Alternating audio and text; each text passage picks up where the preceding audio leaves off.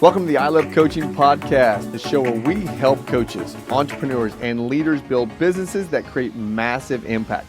I'm Adam Roach, alongside my incredible co-host, Jess Webber, and we're here today to bring you the best strategies, mindset shifts, and real-life success stories to help you level up in your coaching journey. Whether you're launching your coaching business, scaling to 6 or 7 figures, or just looking for inspiration to push through, this podcast is your go-to resource. We're bringing you expert insights, real talk, and actionable items every single episode. So if you're ready to take your coaching game to the next level, then let's dive on in.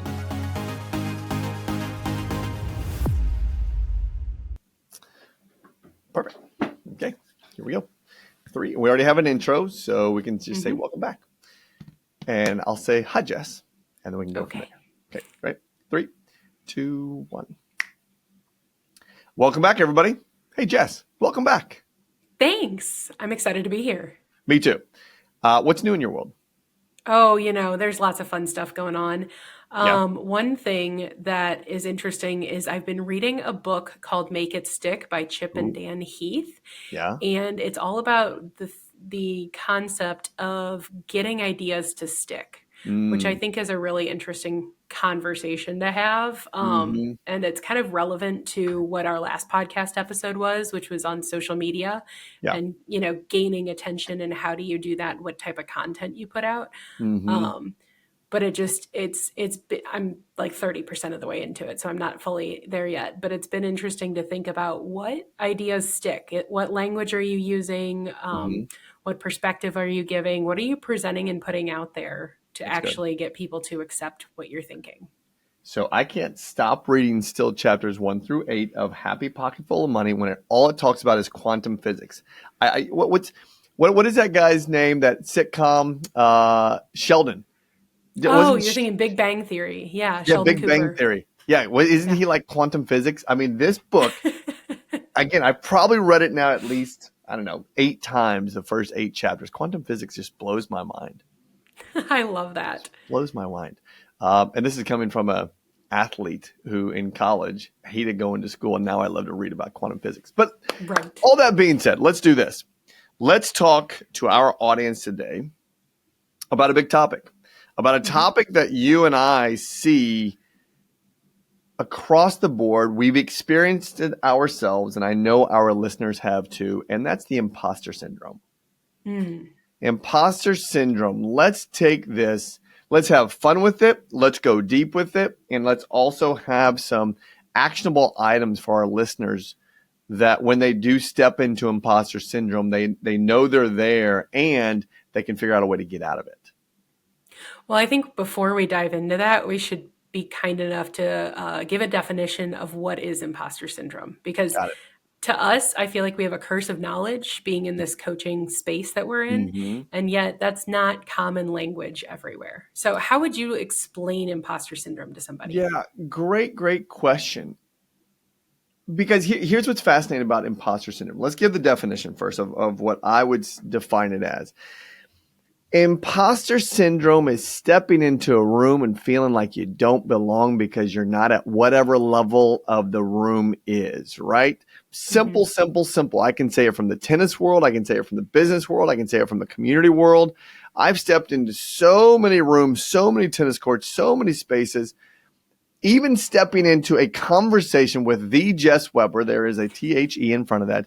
And we talk books. I have imposter syndrome because you read at like the beyond genius level, right?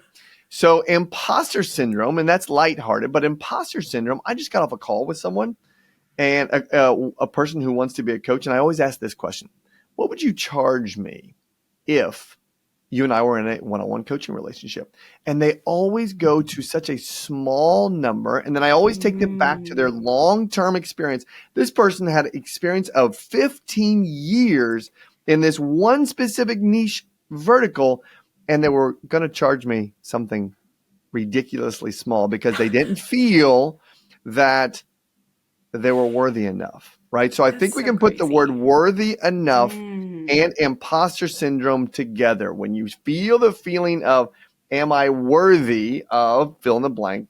That's imposter syndrome. What do you think? No, I think that's perfect. I think you said it right at the beginning of that. It's where you're not feeling like you are at the level of the people that you're talking to or surrounding Mm-hmm. yourself with. I think that's Right. a really great simplistic definition. Mm-hmm. And I think it's something that we might not be able to always articulate or recognize, but it's certainly something that we've all experienced. Right. And it might not be in the industry you're in today, but it might be in the industry you've been in, or it might be in the next one that you want to enter into. Sure.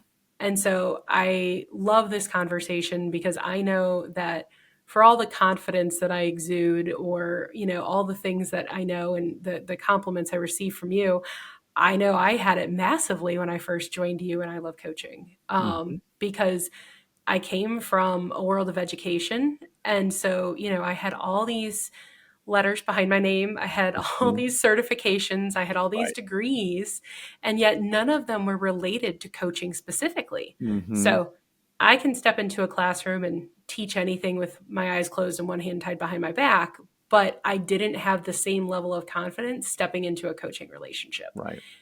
And yeah, so So, I love this conversation. yeah, me too. And it's though I want to be I want to again I want to take this high level and I want to bring it down to medium and then go really deep with it.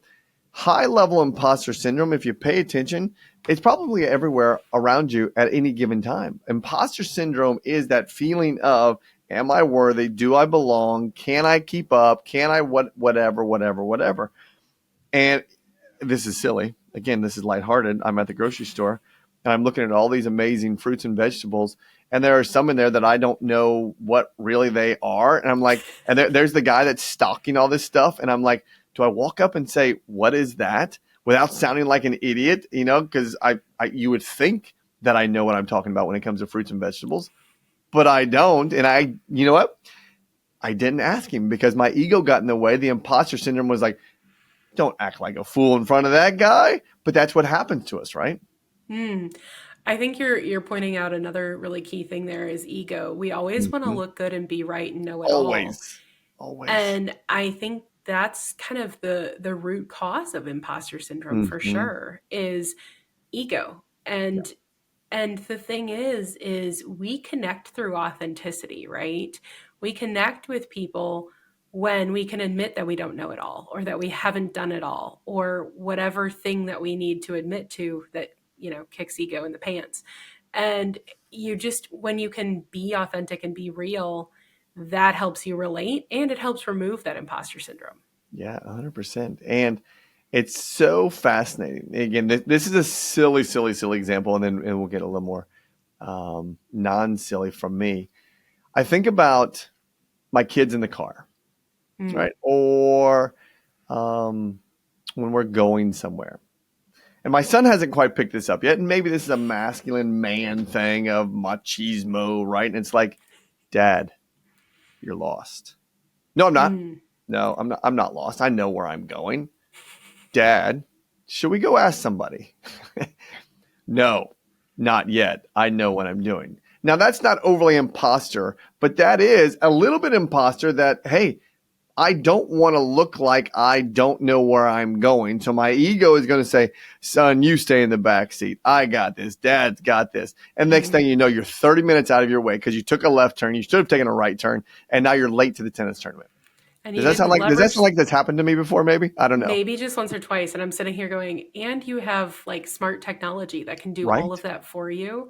So Yeah. it's not even in the old days of like pull out the spiral bound, Mm-hmm. map that's like quadrants of the city and like figure out what page you need to be on and where Right. you need to Yeah. go. And then you're like, am I going north or south? Or, Mm-hmm. where's the landmarks and all the True. Yeah. things?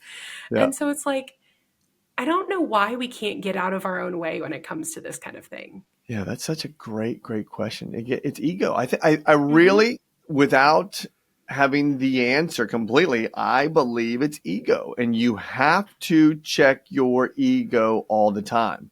Again, we can Mm. go into a more spiritual space of the acronym of ego, edging God out, right? Though in the same breath, as you mentioned, looking good and being right all the time is the ego component of you actually, you said this too, being inauthentic. Mm. Yeah. Yeah. Hmm. And you know when you're being inauthentic too. Well, you feel it. Yes. You feel it. You feel it. And Mm-hmm. it's so funny because, we operate in a space where your public persona is what people feel like their entire business or world is built upon. Right. And yet they're so willing to put out a fake one. and Yeah. and that just is what is mind-boggling to me. And then most of the time I feel like the people who are inauthentic are the ones that actually do struggle in business more because Yeah. their ego has gotten in the way. They haven't checked themselves at the door, and their potential clientele feels that inauthenticity. Mm-hmm. They see that ego creep up in different ways, Mm-hmm. and they decide to work with somebody else who is a more authentic human. Yeah. And so, it's funny. Coming from out of education, I ended up educating in the real estate space for a long time before joining you. And that was one of the biggest things I noticed with real estate agents too, was Mm-hmm. trying to understand how to be authentic and like build their own personal brand as a real estate agent, because they just wanted to get the sale. They That's right. just wanted to get the closing because they hadn't built, one, a consistent business, and that's a whole nother conversation. But two, because they didn't know how to be authentic and articulate themselves well enough to Right. actually build the relationship with the potential client and close the deal. Mm-hmm. Yeah. Imposter syndrome. Now, those are the negative sides of imposter syndrome. Let's look at the positive side, actually. Wait, what? Yeah, I believe there's a positive side to imposter syndrome. A positive side of imposter syndrome is actually intentionally putting yourself in spaces where you have insecurity, though the people around you aren't judging you, and you're Mm. being authentic, and you are actually saying there's a 4-letter word here that not many of us entrepreneurs use. It starts with an H and ends with a P, and there's a vowel and a consonant in the middle there. Help. Right? I thought We you were don't going to ask say there for was an L in the middle. yeah. An L is a consonant, right? Is it a consonant? Well, EL, I was Yeah. thinking Yeah. Yeah. HE. Yeah, Yeah. yeah. Is we don't ask for help, right? In this case, though, in the Right. positive side of imposter syndrome is when you can recognize. I'll give a positive example here that I had experienced, and then I saw happen, and then I brought it into my own world, and that is being around individuals who enjoy being coached. Right. Mm. And I've seen so many people in all different facets of the walk of life be coached. And the moment that I knew I was going to propose to Dana after having that experience, watching someone go from their own abilities to then stepping into a space where I didn't know the answer. So I'm going to go hire a coach. And the coach helps pull you up to this next level of success. And when I knew I was going to propose to Dana, I hired a coach. Right. Mm. I had insecurities in that space, in the relationship space, because I'd been divorced once. I thought, oh shit, I screwed this up once. I don't want to screw it up again. Right. And so the imposter thought what could have been, I know what I'm doing.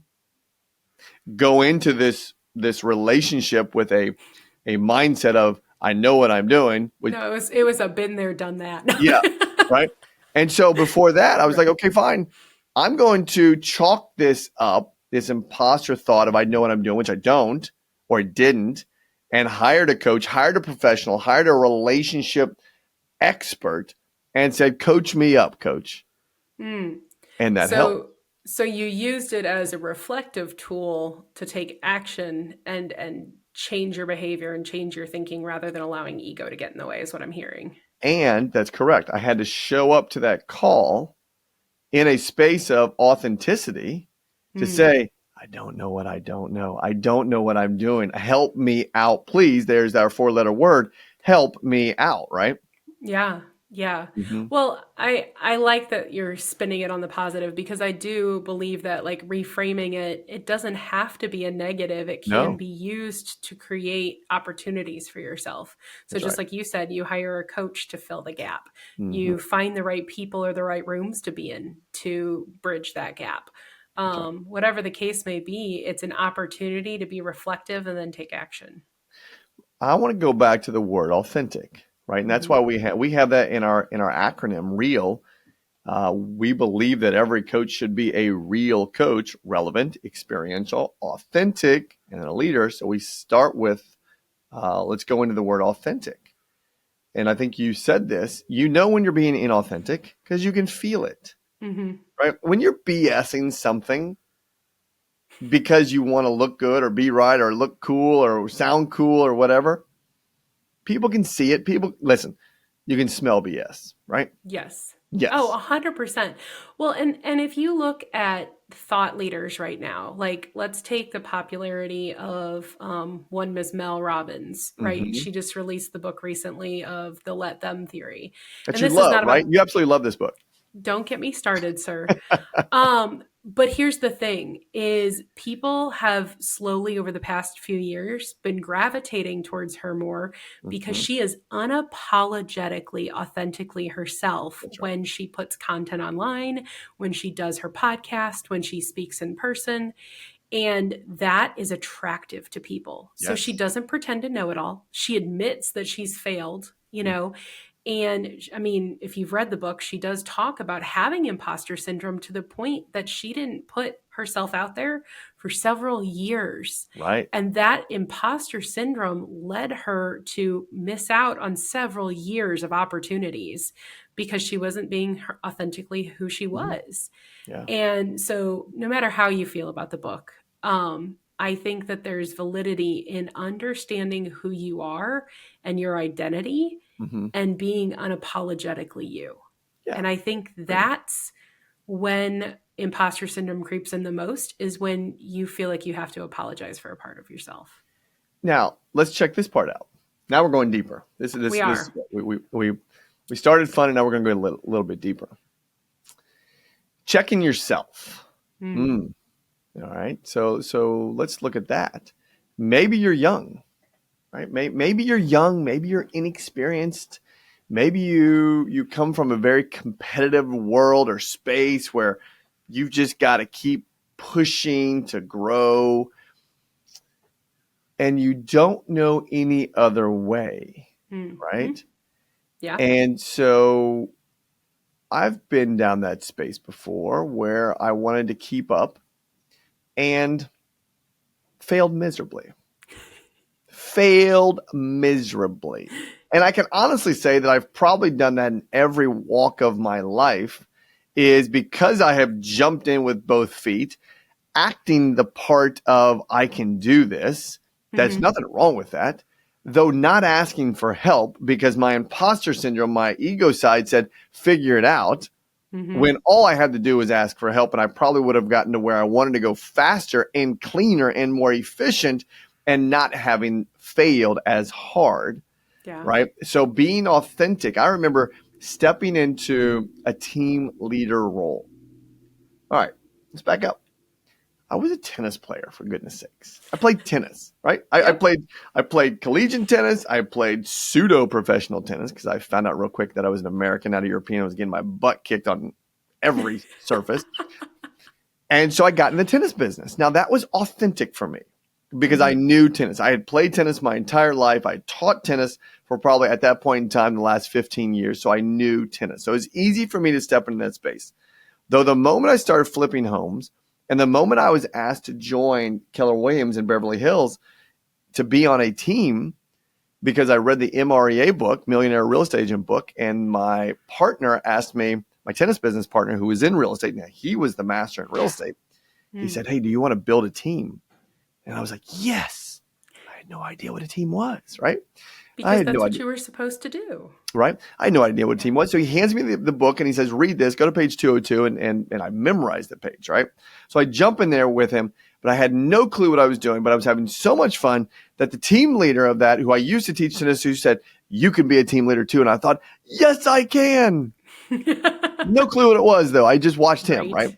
And so when I stepped into a team leader role, Jess, I'm sharing this story because the context here was I had no clue what I was doing. My imposter syndrome was, holy cow, what am I doing? Who am I going to ask help for? And what do I need to read? And so I read the MREA book 10 times in 6 months. And that was my golden ticket to being able to articulate with those people that I knew real estate and I didn't know real estate. Right? So you faked it till you made it. Kind of. Bit. Yeah. But until you stepped into that space, though. I'm going to answer that question. Yes, I did fake it until I make it. But what I could have done if I would tell I want to be 48 on Thursday. If I could tell my 48-year-old self Talk to my 28-year-old self. Here's what I would say.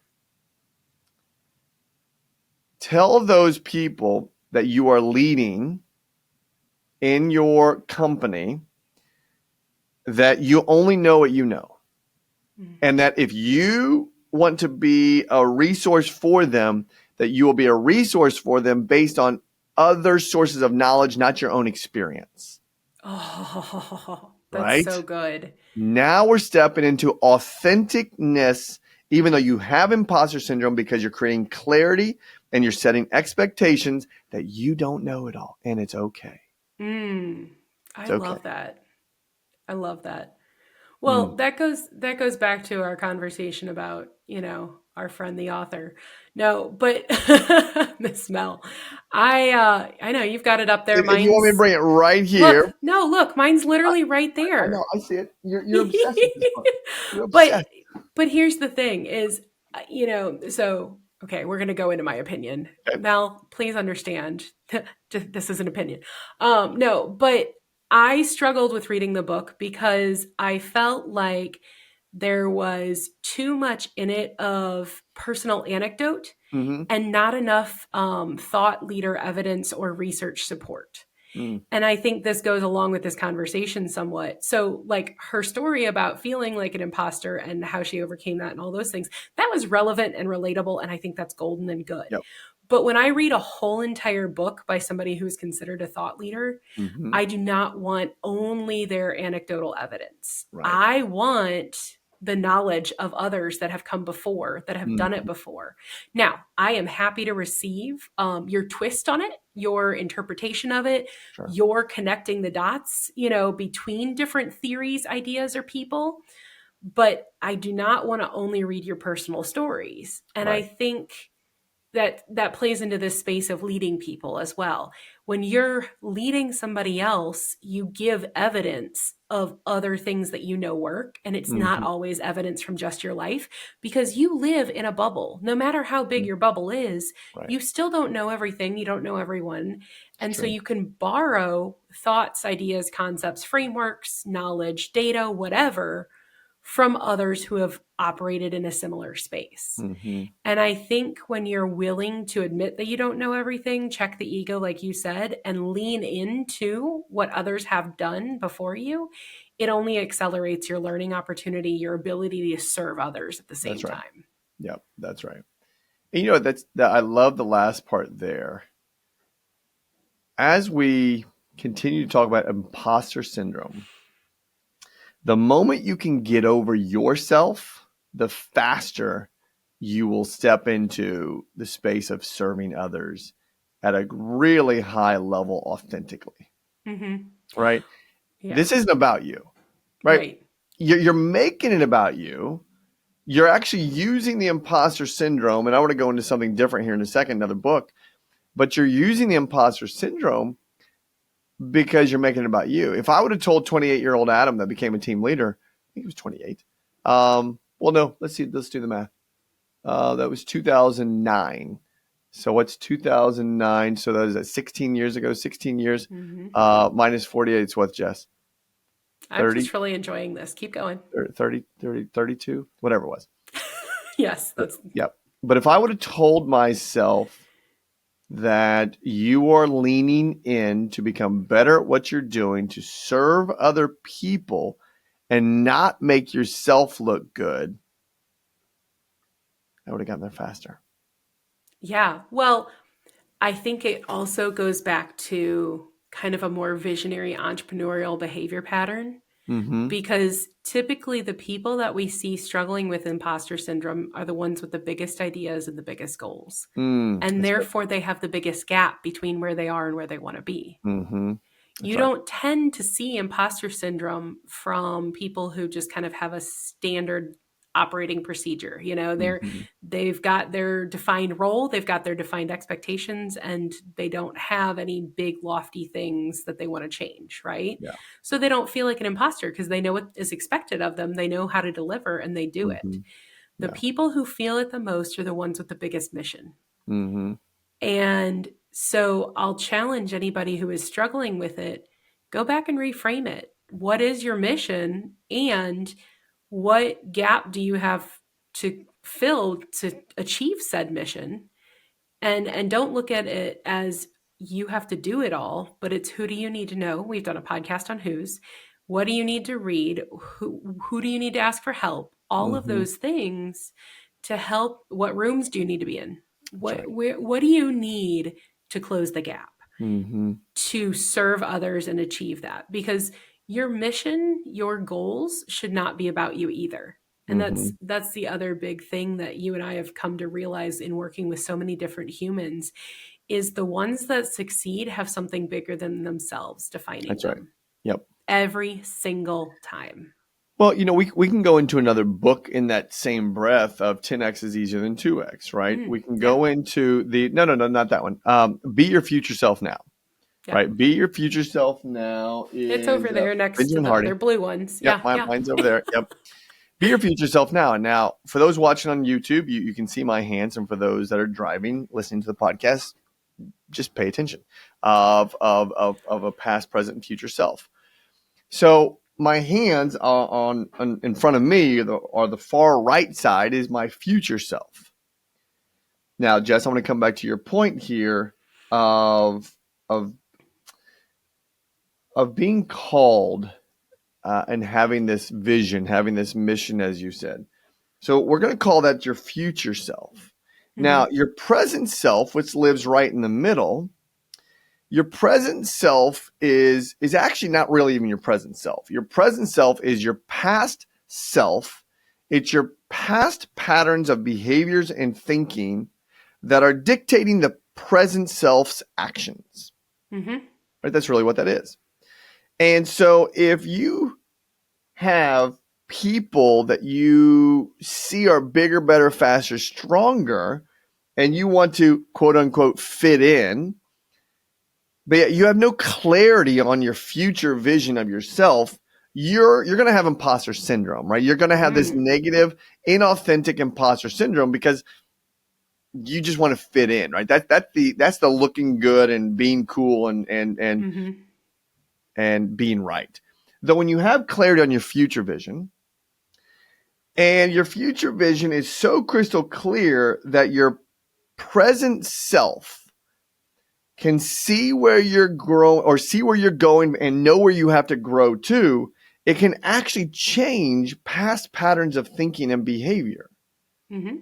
But you have to have clarity on the vision. You have to have clarity on the Mm-hmm. future. And the future has to be strong enough to be able to pull you forward to the right side over here so that you don't have to act inauthentic.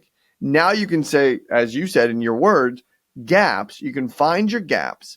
You can understand what specifically you need to fill those gaps with based on a word called help, and go find the right resources to pull you to that future faster. And as a past coaches of mine have said, kill your past self, right? Mm-hmm. Release your past self. Let that go. Those patterns of thinking, the behavior of actions that are pattern based, that are impacting your present self, you can let those go. Let those go. Mm. Now you're stepping Yeah. into an authentic space of having positive imposter syndrome of, oh my gosh, how do I get to my future self? But I know my gaps. Who are my who? Where's my resources? And let me get there faster. Oh yeah. Well, I'm listening to you. All I'm thinking, I mean, amazing way to frame it. Another easy way to think is, having the ability to step out of yourself and actually use the hindsight to recognize it in order to move forward. Because Mm-hmm. I think so often we get stuck in a cycle. And right, we know that history is cyclical, behavior is cyclical. And typically we create habits, whether they're good or bad, and those Right. become cyclical as well. And so it's until you make an active effort, a decision to reframe or reflect, you're going to be stuck in that same pattern. And I think one of the easiest ways to help yourself get out of that is to have something bigger than yourself, that vision, that mission, those goals, and keep them at the forefront of everything you do. Whether it's, I know, Adam, you have like a vision board on your cell phone as your screen saver, Mm-hmm. you put it on your computer or hang it on the mirror in the bathroom. Mm-hmm. Whatever the thing is, you have a word for the year. There's a lot of different ways to put that big vision, goal, mission out Mm-hmm. there. But until you have that, I don't think you can actually accurately do your hindsight and have clear vision on what it is and That's how right. it can help you move forward. Mm-hmm. Yeah. So I would challenge all the listeners right now to audit your imposter syndromes, plural, because you Yeah. have many of them, and audit them and see how they're serving you. Right? Are they serving you in a positive way? Are they serving you in a negative way? Are they creating authenticness inside of you? Or are they creating inauthenticness? And how are you? How are you reacting to it? Right? How are you? Are you excited about your imposter syndrome? I think it was Dan Martell who told us that if you're not feeling imposter syndrome every day, you're not growing. I really love that language because it's actually true. If you're not feeling that you're in a room or you're on a call or you're speaking with someone that is challenging you or bigger, better, faster, stronger, or further along than you, then you're just part of the status quo, right? You're just kind of going along. But you have to have clarity on that vision to go find the right who's to then go be challenged. Yeah. Well, I Mm-hmm. think you have to be comfortable with getting uncomfortable. You know, Yeah. you have to accept that to grow, you're going to have to be uncomfortable. You're going to have a growth mindset, not a fixed mindset. You're going Mm-hmm. to have growth behaviors, not fixed behaviors, Mm-hmm. which means developing new habits, not sticking with the old. All those things all tie in together to truly help you become a better version of yourself and therefore make you feel like an imposter because you've moved forward in something. That's right. Yeah. So go feel imposter syndrome, right? Go feel it. Go audit it. Go understand what's causing it. Go create clarity on your tomorrow and go find the right who's. Go surround yourself with the right who's and go find the right resources to continue to pull you forward. Yeah. Well, and we even have an exercise in our blueprint that we walk our coaches through when they have these of flipping them and reframing those imposter thoughts. So it's Mm-hmm. not nobody will pay me for my experience and expertise as a coach, but they'll flip that script and say, my unique experience and expertise qualifies me to coach somebody who's in the same situation I was a few years ago. Yes. So again, perspective, reframing, that Mm-hmm. habit of pausing and reflecting is such a key thing. And it doesn't mean you have to be a journaler because like Adam, I know is a massive journaler and I am Mm-hmm. not. I am a reader and thinker, especially at 3 a.m. Mm-hmm. And so it's one of those things that you can do it in your own way, but at the same time, being intentional around that reflection Mm-hmm. is a skill or a habit that you need to implement on the Yep. regular. Agreed. So land the plane, Jess. Land the plane. What should our listeners go do right now, specific to their current imposter syndrome thoughts Well, I and think feelings? they should have their vision defined, right? Mm-hmm. And if they don't, start there, Yeah. because then that I think will shed light on those imposter thoughts. And then write them down and reframe them and share them with people who know you well.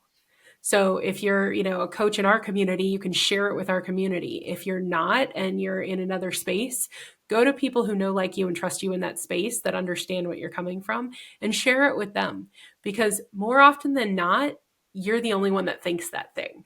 It's not Yeah. the other people around you.